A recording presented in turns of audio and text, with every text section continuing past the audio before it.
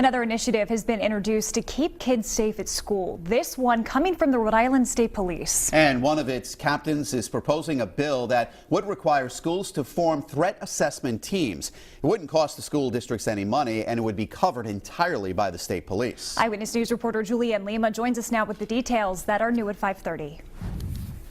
The state police captain behind the proposal says it's all about preventing future violence by identifying students who may pose a threat to themselves or others before anything bad happens. We must be proactive instead of reactive. Rhode Island State Police Captain Derek Borick testified before the House Health, Education and Welfare Committee on behalf of his proposal, sponsored by House Speaker Nicholas Mattiello. We must have a preventive approach to this and to help identify the earliest indications of students in crisis rather than signs of an impending assault or issue later on in our schools. His proposal would require every local school to create a threat assessment team. On that threat assessment team would be a school psychologist, a social worker, could be athletic directors, could be a principal, could be teachers, could be a school resource officer. They would meet regularly and discuss students whose behavior is concerning. They'd be trained by state police to recognize early warning signs and find help for problem students right away. You really can't go far enough in terms of addressing student safety. Timothy Duffy is the executive director of the Rhode Island Association of School Committees.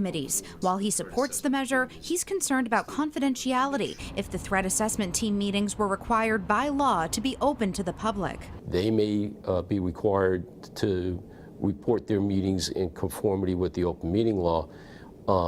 And if that's the case, they may be subject, the individual members may be subject to the code of ethics. A representative from the ACLU of Rhode Island also testified, arguing parents should be notified right away if their student is being assessed, and that any information gathered during the process should eventually be deleted.